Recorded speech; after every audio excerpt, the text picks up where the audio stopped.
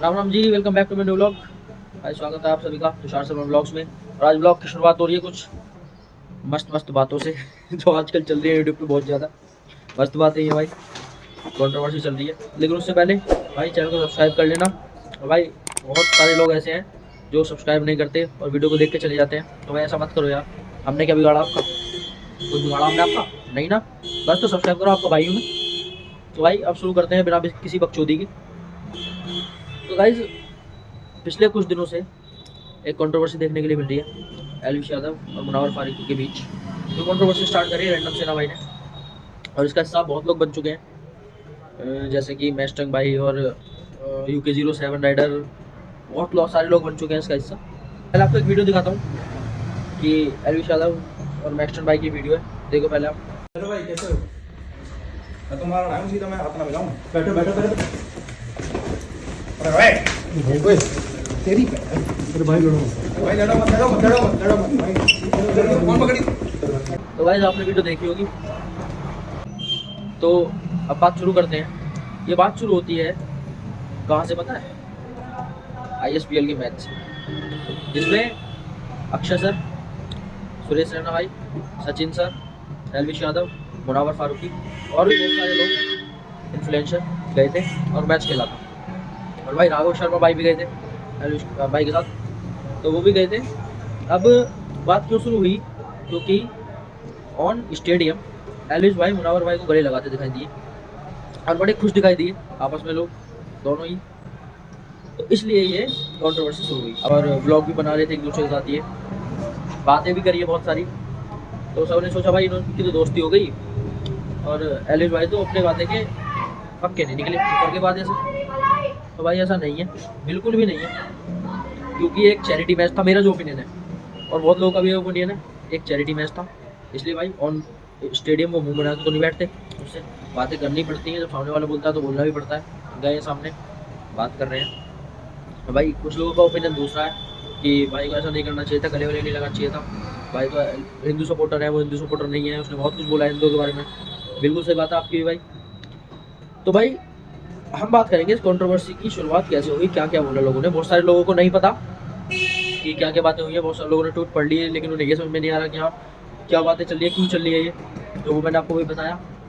तो भाई अब सबसे पहले ट्वीट देखते हैं। रैंडम सेना भाई ने लिखा सबसे पहली ट्वीट में, I cried that day, didn't expected the hate today, what I am getting, Karma will do it's work. और नीचे लिखा उन्होंने जय श्री राम। उसका ही रिप्लाई देते हुए रैंडम सेना भाई ने लिखा, शुरू से लेकर अंत तक तुम्हारे लिए खड़ा रहा, क्योंकि तुम हिंदुत्व के लिए खड़े रहे, महादेव ने हमारी सुनी, तुम जीत गए।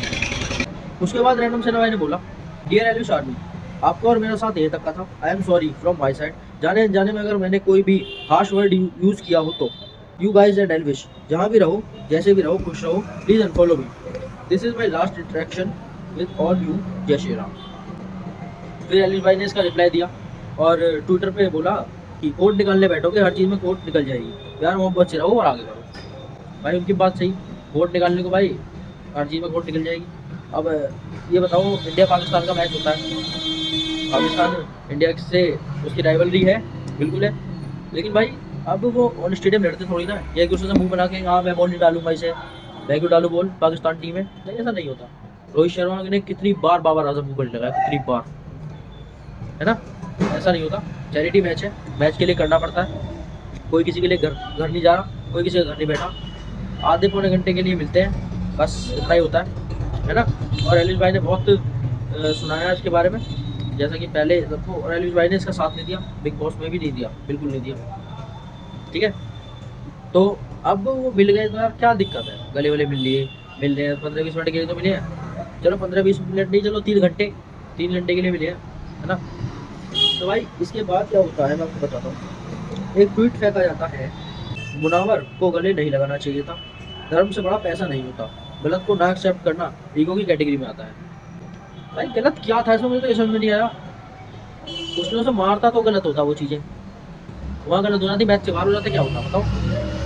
नहीं होता ना। ऐसा मेरा ओपिनियन तो ये है, जो हुआ सही हुआ, चाहे वो दिल से हुआ नहीं हुआ मुझे नहीं पता, मुझे तो लगता कि हाँ दिल से हुआ और दोस्ती आगे भी चलती रहेगी। ऐसा नहीं है भाई, सारी यूट्यूब कम्युनिटी है, एक है, जो पहले गलती किसी से हो गई वो हो गई, अब उसके लिए उसको ज़िंदगी भर कोसा नहीं जा सकता।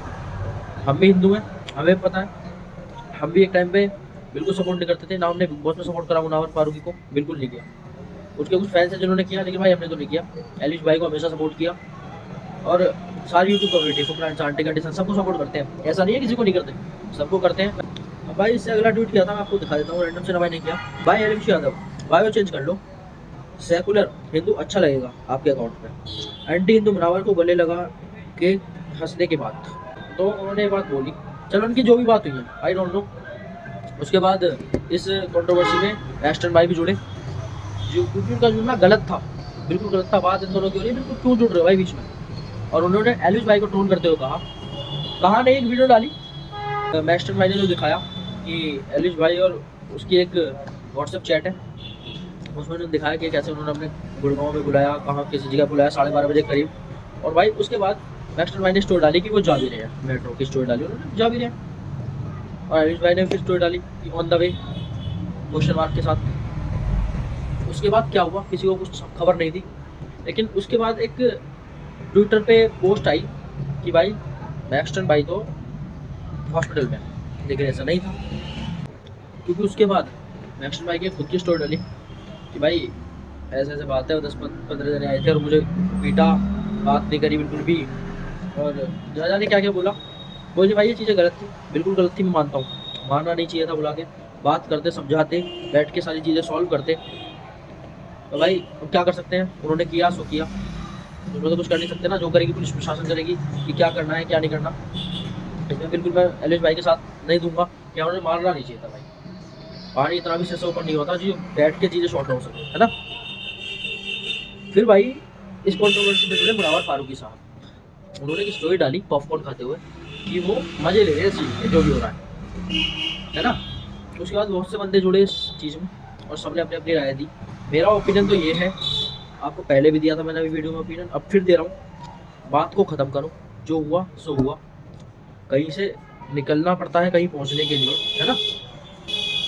चीज़ें हो गई, शॉर्ट भी हो सकती हैं। और सबसे बड़ी बात, एक चैरिटी मैच था, उन्हें करना पड़ा। बाकी एलिश भाई डेली घर नहीं जा रहे किसी पे, ठीक है ना। और ना मुनावर फारूकी को उतना टाइम है कि वो वहाँ आए, उनसे मिले, बात करें फ़ोन पे। किसी को उतना टाइम नहीं रखा आजकल, सब अपने काम में बिजी हैं, सबके अपने अपने काम है ना भाई। तो बात को ख़त्म करो, यही मेरा ओपिनियन है। बाकी आप कमेंट में बताओ आपके ओपिनियन क्या है। मैंने तो सिर्फ आप लोगों को सारी जानकारी दी कि क्या हुआ, क्योंकि बहुत से लोगों को नहीं पता था। बहुत से लोगों को ट्विटर यूज़ नहीं करते, मैं तो करता हूँ भाई, मैंने तो सारी चीज़ देखी है। और बहुत से ऐसे ट्विटर जो मैं दिखा सकता हूँ, पर मैं दिखाऊंगा नहीं अभी।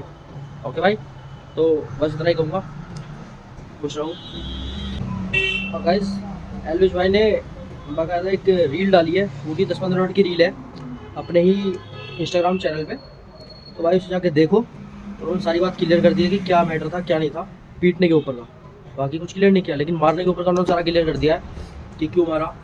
क्योंकि भाई वो भी अगस्त से उन्हें पोक किया जा रहा था बंदा, अगस्त से, और घर वालों को धमकी दे रहा है भाई कि जिंदा जला दूंगा, ये कर दूंगा। तो भाई बंदा गुस्सा तो आएगा ही, आपको भी आता है ना, सीधी बात है भाई, मुझे भी आता। तो भाई सही कहा है एलिश भाई ने स्टोरी में लगाई कि सिक्के के दो पहलू होते हैं, तो हो सकते हैं भाई। हमने अभी तक एक ही पक्ष की बात सुनी थी, अब दूसरे पक्ष की भी सुन ली भाई। तो जिसने वीडियो नहीं देखी वो जाके देखो, ठीक है। कल लगाई थी ये व्लॉग, तो आज अपलोड हो रहा है, तो कल लगाई थी उन्होंने, ठीक है भाई। ओके, और थोड़ा ध्यान दो इन चीज़ों में, मत पढ़ो, अपना काम करो, ठीक है। कंट्रोवर्सी तो चलती रहेंगी, कभी किसी की कभी किसी की। अभी कुछ दिन पहले संदीप माहेश्वरी सर और सोनू शर्मा की भी कंट्रोवर्सी हुई थी, एक दूसरे के ऊपर उन्होंने इल्ज़ाम लगाए थे। तो भाई ये तो चलती रहेगी, जब ज़िंदगी रहेगी तो आप अपना ध्यान दो, काम में थोड़ा ध्यान दो, ठीक है। तो बस बाकी अपना आपको ओपिनियन कमेंट में दें, क्या आपका ओपिनियन है इस बारे में। मैंने तो जो आपको मुझे बात बतानी थी वो बता दी, ठीक है भाई। और मैं किसी के लिए बुरा नहीं बोल रहा कि भाई ये बुरा है वो बुरा है, तो हम मुझे टोल मत करने लग जाना। बस मैंने तो आपको कुछ चीज़ें बताई हैं। अब अगर तुम लोग नए हो तो सब्सक्राइब करो, वो जो लाल वाला बटन है उसके साथ स्कैम करो या फिर महफिल जमाओ, मुझे नहीं पता, बस क्लिक हो जाना चाहिए।